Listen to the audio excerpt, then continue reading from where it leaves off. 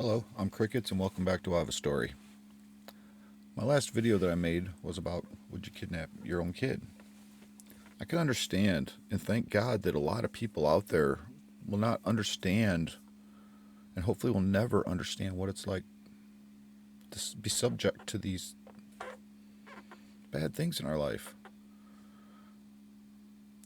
Most people out there will never hold a drug addict, feel them tremble and shake and have like convulsions and want to quit so bad but can't. And now these new drugs, oh my God, listening to more and more of, I can't, it's unbelievable that drugs that are now coming out, new and more drugs that are even worse than everything that we've had before because people can make money off of it.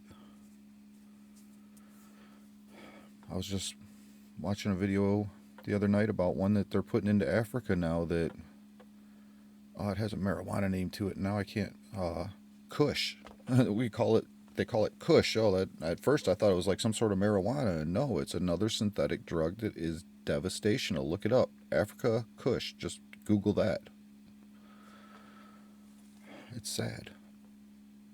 Heartbreakingly sad. And I know that most people watching that video can't see it in the point of view I do. I've lived it. I've experienced it. I've lost so many people I care about and love to drugs. I've sat and held drug addicts. I've sat and witnessed death. So much of it. The only way that it changes is to be strong and stand up and do what it takes to stop it, no matter what that is. You have to be strong. Ideology today is we're not strong anymore. We're such strong people, but don't say words that'll hurt my feelings. People, we got to stand up and be strong again. That's the only way we win battles. You don't win battles. We're talking about police officers being abusive, and some of them are extremely abusive. I've aired some on my channel. That's abuse, undeniably. But people also have to understand, I've been with police officers. I've been in those situations to apprehend violent drug addicts. I've been on all sides of it. People have to understand, you can't take a walk up to a severe abusive person with a box of chocolate and flowers and think they're just going to be like, oh, you love me and I'm going to love you back. That's not how it works. You can't walk up with just your pinky finger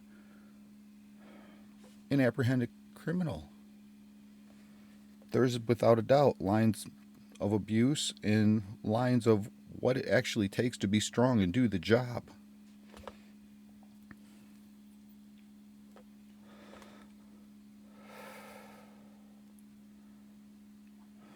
I'm fortunate that the only thing that I have a severe addiction to are these right here.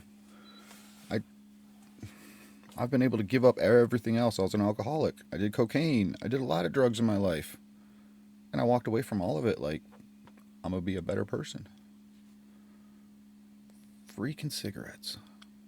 I'm working on it. I need to start working on it harder. But in my depressed state, and you follow along and go back and look at everything I'm dealing with,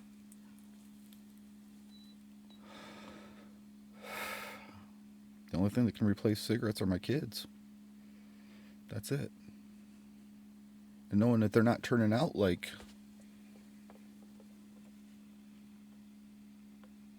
any of the bad things that they've been subject to, and even more why I want this world to stop spinning. And I mean stop spinning like our heads are spinning. I want the earth to keep rotating. That wasn't the meaning behind that. So to understand what it's actually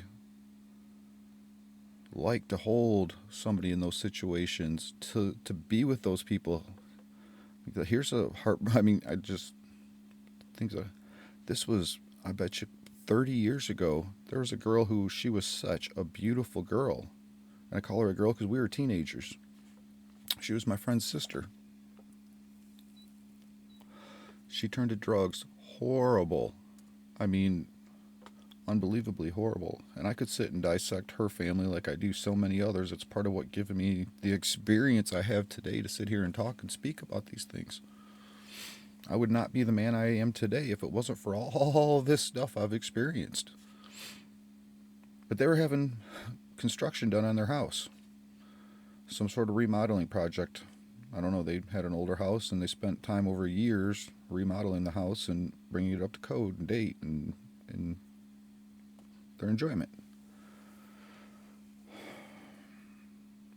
They had one of the contractors over, and her being a drug addict, and this is part of the trade, and especially, where I come from in Toledo, there's a lot of drugs in the construction industry.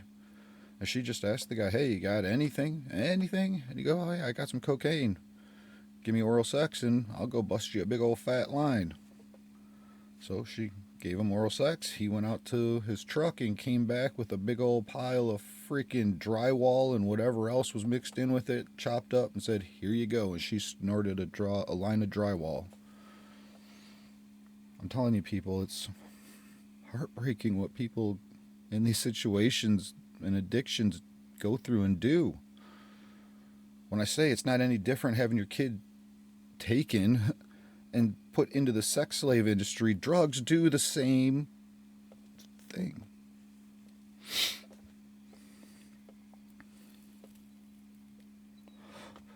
They will sell their soul to the devil, whatever it takes, just to get a high. And then oftentimes, and I've seen it way too much, they die.